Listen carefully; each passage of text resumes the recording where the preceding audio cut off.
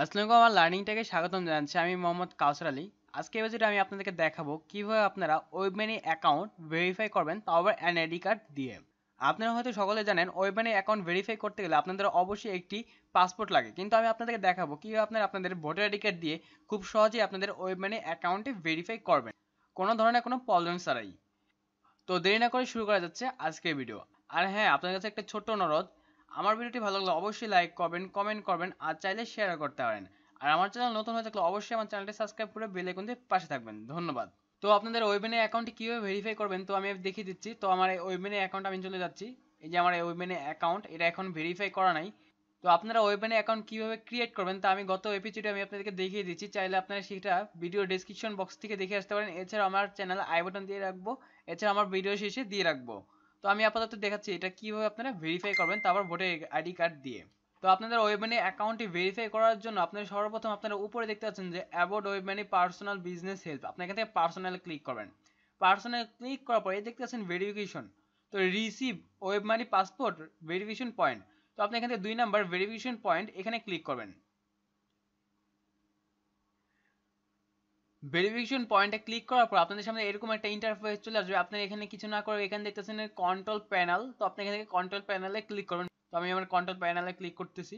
Click করার পর আপনার সামনে এরকম একটা ইন্টারফেস চলে আসবে, gate a formal WP passport. তো আপনি এখানে বলতেছি যে পাসপোর্ট দিয়ে আপনাদের ভেরিফাই করার জন্য, তো আমি পাসপোর্ট দিয়ে ভেরিফাই করব না, আমি এনআইডি কার্ড দিয়ে ভেরিফাই করব। তো আমি এখান থেকে আপাতত কন্টিনিউ দিচ্ছি।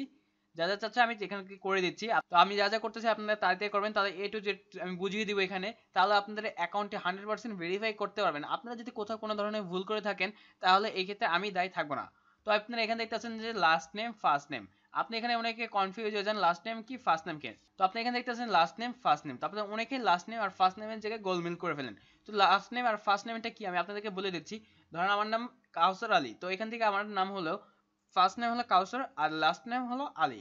তো এখান থেকে আমি আমার নামটি দিয়ে দিচ্ছি। তো আপনারা এখানে এই ফর্মটি ফিল আপ করবেন অবশ্যই আপনাদের ভোটার আইডি কার্ডের ভ্যালিড ইনফরমেশন দিয়ে। আপনারা যদি অন্যথায় ভোটার আইডি কার্ডের ইনফরমেশন না দিয়ে অন্য কোনো ইনফরমেশন দেন আপনাদের অ্যাকাউন্টটি ব্যান্ড হওয়ার সম্ভাবনা থাকে।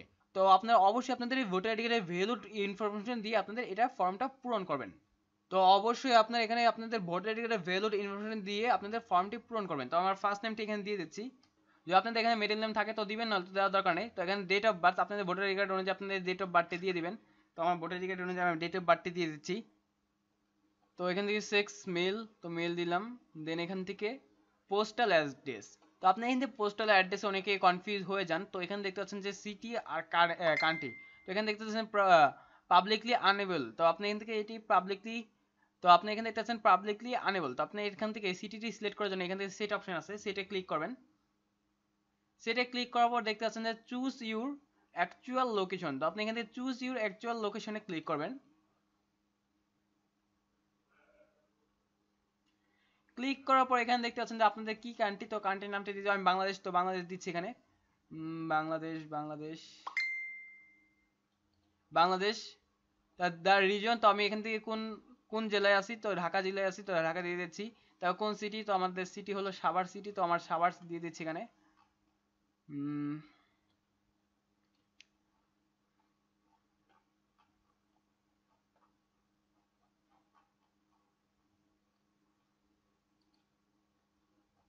দেওয়া হয়ে গেলে আমি এখান থেকে নিচে ওকেতে ক্লিক করব।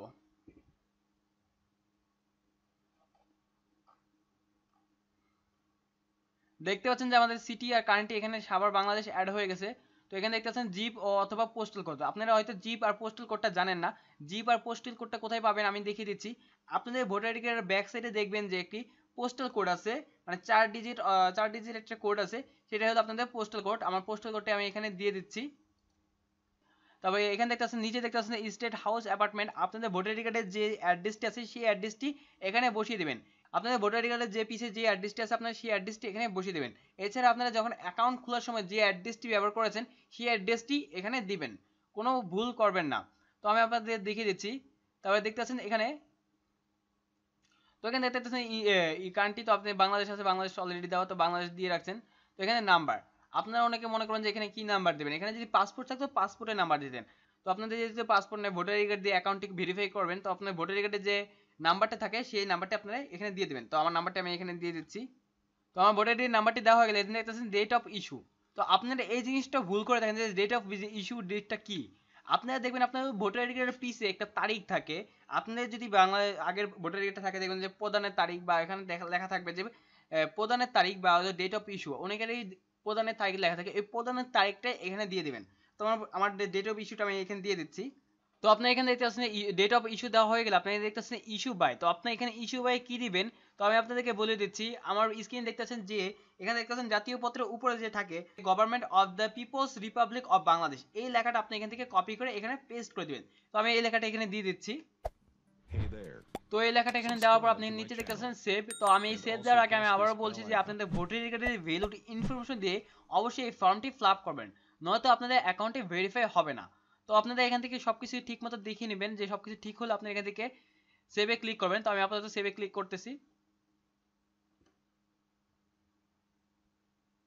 সেভে ক্লিক করার পর আপনাদের সামনে এরকম একটা ইন্টারফেস চলে আসবে, যেটা ইনপুট রিকমেন্ড ডাটা। তো পাসপোর্ট এক্সপায়ার ডেট, আপনাদের যদি পাসপোর্ট থাকে তো আপনার এখান থেকে পাসপোর্টের যে এক্সপায়ার ডেট এটা এখানে দিয়ে দিবেন। যদি আপনাদের পাসপোর্ট না থাকে তো আপনাদের এখানে দেওয়ার কোনো প্রয়োজন নেই, এখানে কোনো গোদাগাদি করবেন না। তো আপনাদের যদি পাসপোর্ট না থাকে এখানে কোনো হাত দেওয়ার প্রয়োজন নেই, এখানে কোনো কিছু করবেন না। আমরা যেহেতু ভোটার আইডি কার্ড দিয়ে করবো, তো আমরা এখান থেকে আপাতত সেভে ক্লিক করবো। সেভে ক্লিক করার পর এরকম একটা ইন্টারফেস চলে আসবে, দেখতে পাচ্ছেন যে গেট এ ফর্মাল পাসপোর্ট, তো আপলোড এ পাসপোর্ট কপি। আপনাদের যদি পাসপোর্ট কপি থেকে থাকে তো পাসপোর্ট কপি এখানে আপলোড করবেন। যদি আপনার পাসপোর্ট কপি নাও থেকে থাকে তো আপনার এখানে আপলোড এ পাসপোর্ট কপি, তো আপলোড এ পাসপোর্ট কপি এখানে ক্লিক করবেন। তো আপলোডে পাসপোর্ট এখানে ক্লিক করার পর আপনারা দেখতে পাচ্ছেন এরকম একটা ইন্টারফেস চলে আসবে। তো এখানে থেকে first step, pick the file for upload, JPEG অথবা পিএনজি 10 এমবি অথবা লেস দেন সাইজ। তো এখানে বলছে আমরা যেহেতু ভোটার আইডি কার্ডে অ্যাকাউন্টটি করব, ভেরিফাই করব, তো এখানে ভোটার আইডি কার্ডে যে একটা ছবি সেটা হলো জেপিজি অথবা পিএনজি ফরম্যাটের হতে হবে। নয়তো যদি আদার্স অনেক ফরম্যাট থাকে, যদি পিএনজি অথবা জেপিজি ফন্টের বাইরে যদি অন্য ফরম্যাট থাকে তো আপনাদের যদি অ্যাকসেপ্ট করবে না। আরও বলছে যে আপনাদের পিএনজি অথবা জেপিজি এর ফাইল অবশ্যই 10 এমবি হতে হবে অথবা 10 এমবি নিচে হতে হবে। 10 এমবি যদি প্লাস হয় তাহলে আপনার এটি গ্রহণযোগ্য না। তো আমার পিএনজি ফাইলটি 10 এমবি নিচে, তো আমি এখানে দিয়ে দিয়েছি চুজ ফাইল। এখান থেকে আমি চুজ ফাইলে ক্লিক করব। চুজ ফাইলে ক্লিক করার পর দেন এখানে এনআইডি ফন্ট, তো আমি এনআইডি ফন্ট সাইটটা এখানে দিয়ে দেবো প্রথমে। দেওয়ার পর এখানে কন্টিনিউ অপশন, তো আমি এখান থেকে কন্টিনিউ ক্লিক করব। কন্টিনিউতে ক্লিক করার পর আমাদের সামনে এরকম একটা ইন্টারফেস চলে আসবে। এখানে স্টেপ 2, আপনাদের ডকুমেন্টে কি টাইপ এখানে সিলেক্ট করার জন্য এই দেখতে পাচ্ছেন যে এই বক্সের উপর একটা ক্লিক করবেন। ক্লিক করার পর আপনি দেখতে পাচ্ছেন ID card front side, ID card back side. এখান থেকে আইডি কার্ড ফ্রন্ট সাইড এটা ক্লিক করবেন আপনারা। ক্লিক করার পর এখান থেকে ফিনিশ আপলোড, তো আপনি এখান থেকে ফিনিশ আপলোডে ক্লিক করবেন। তো আমাদের ফ্রন্ট পেজ দেওয়া হয়ে গেলে আমরা এখান থেকে দেখতে পাচ্ছেন যে go to the document list, আপলোডে অ্যানাদার ডকুমেন্ট। তো আপনারা এখান থেকে আপলোডে অ্যানাদার ডকুমেন্ট এখানে ক্লিক করবেন।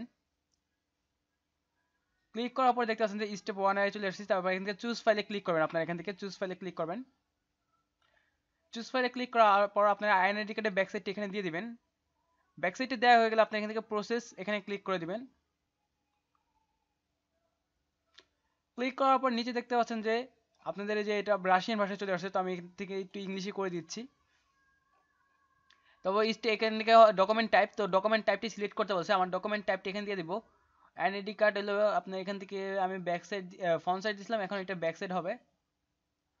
আইডেন্টি কার্ড রিভিউয়ার সাইট, তো আইডেন্টি কার্ড রিভাইস সাইট, তো আপনি এখান থেকে আইডেন্টি কার্ড রিভাইস সাইট এখানে ক্লিক করবেন। ক্লিক করার পর এখান থেকে কমপ্লিট ডাউনলোড, তো আপনি এখান থেকে কমপ্লিট ডাউনলোডে ক্লিক করবেন। ক্লিক করার পর একটু ওয়েট করবেন। তো আবার রাশিয়ান চলে এসেছে, তো আমি এখান থেকে ইংলিশ করে দিচ্ছি বারবার। করার পরে দেখতে পাচ্ছেন যে তো আমাদের ফন্ট এবং ব্যাক সাইড দেওয়া হয়ে গেলে আমরা দেখতে পাচ্ছেন যে এখানে উপরে বলছে ইউ ডকুমেন্টারি আপডেট। তারপরে এখান থেকে 5 থেকে 10 দিনের মধ্যে আপনাদের অ্যাকাউন্ট এখানে ভেরিফাই করার চেষ্টা করবে। 5 থেকে 10 দিনের মধ্যে আপনার অ্যাকাউন্ট ভেরিফাই করে দিবে। তো আমাদের এখান থেকে অথরাইজ করা লাগবে। অথরাইজ করার জন্য আপনি দেখতে পাচ্ছেন যে go to list of document, তো আপনি এখান থেকে গো টু লিস্ট ডকুমেন্ট এখানে ক্লিক করবেন।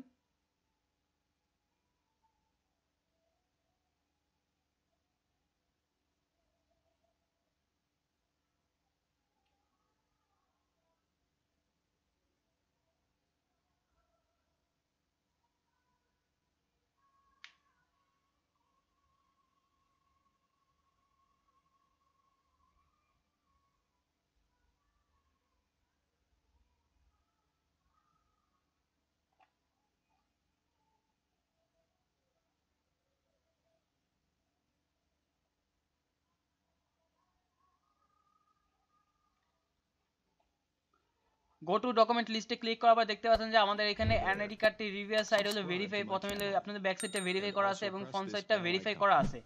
তো আমরা এখানে আসার পর আমরা দেখতে পাচ্ছেন যে এখানে এসে পড়েছি। তো এখানে আসার পর আপনারা দেখতে পাচ্ছেন যে এখানে যে আপলোড এ ডকুমেন্ট কপি, তো আপনারা এখান থেকে আবার আপলোড এ ডকুমেন্ট কপি এখানে ক্লিক করবেন।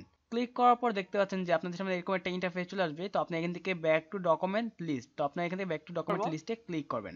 ক্লিক করার পর এখান থেকে অথেন্টাইজ, তো এখানে অথেন্টাইজে ক্লিক করব। ক্লিক করার পর এখানে দেখতে পাচ্ছেন যে আপনাদের ফোন নাম্বার দিয়ে একটি ভেরিফাই করতে হবে। আপনাদের ফোন নাম্বার একটা কোড চলে যাবে, সেই কোডটা এখানে বসিয়ে দিবেন। তো এখানে দেখতে পাচ্ছেন যে কল, তো আমার ফোন নাম্বার আপাতত একটা কল আসবে, তো আমার ফোনে কল চলে এসেছে। তো আপনাদের হয়তো অনেকেরই ফোনে কোডটি শোনা যাবে, কিন্তু আবার অনেকের ফোনে কোডটি শোনা যাবে না। যদি শোনা না যায় তো ভয় পাওয়ার কোনো কারণ নেই, আপনাদের কলটি কেটে দিবেন। কেটে দেওয়ার পর একটু ওয়েট করবেন। এখানে দেখতেছেন যে একটা চরকির মতো একটা আইকন, তো এখানে ক্লিক করবেন। ক্লিক করার পর আবারও ক্লিক করবেন। ক্লিক করার পর একটু ওয়েট করবেন। এটা আছে একটা আসে বলছে রিসেন্ট ভেরিফিকেশন কোড, তো আপনি এখান থেকে রিসেন্ট ভেরিফিকেশন কোডে ক্লিক করবেন। এটা আপনাদের ফোনে এসএমএস পাঠিয়ে দিবে, কল না দিয়ে এসএমএস পাঠাবে। তো আপনাদের ফোনে এসএমএসটি চলে আসলে দেখতে পাচ্ছেন যে আমার এখানে কল আসলো, তো এখানে এসএমএস পাঠিয়েছে, তো আমার ফোনে এসএমএস চলে এসেছে। তো আমি এসএমএসটি এখানে বসিয়ে দিব। তো আমার এসএমএসটি বসিয়ে দিচ্ছি 9524 দিয়ে আমরা এখান থেকে এন্টারে ক্লিক করব। ক্লিক করার পর একটু ওয়েট করবেন। দেখতে পাচ্ছেন যে hello Akbar, you have provide the personal data upload passport copy, please wait until passport copy to process, তবে you will be noticed about the result within 1 থেকে 2 দিন। মানে এখান থেকে বলতেছে যে আপনাদের এটা প্রসেস হয়ে গেছে, পাসপোর্টের মানে ভোটার কার্ডে এটা ওনাদের কাছে পৌঁছাইছে, ওনারা এখান থেকে জাস্টিফাই করবে, করার পর 1 থেকে 2 দিনের মধ্যে আপনাদের নোটিশ জানিয়ে দেবে যে আপনাদের অ্যাকাউন্টটি কি ভেরিফাই হয়েছে কি হয় নাই। তো আমরা 1 থেকে 2 দিন ওয়েট করবো আমাদের অ্যাকাউন্টটি ভেরিফাই করার জন্য। তো আমি আপনাদের এখান থেকে কুইট, এভাবে খুব সহজে আপনারা আপনাদের ভোটার আইডি কার্ড দিয়ে আপনাদের অ্যাকাউন্টটি ভেরিফাই করতে পারবেন। এছাড়া যদি আপনাদের ভেরিফাই করতে কোথাও কোনো ধরনের প্রবলেম হয়ে থাকে আমাকে এই মুহূর্তে নক দিবেন অথবা আমার ফেসবুক পেজে নক দিবেন, আমি আপনাদেরকে যথাসম্ভব সহায়তা করব। তো আমার ভিডিওটি ভালো লাগলে অবশ্যই লাইক করবেন, কমেন্ট করবেন, চাইলে শেয়ার করতে পারেন। ধন্যবাদ সকলকে।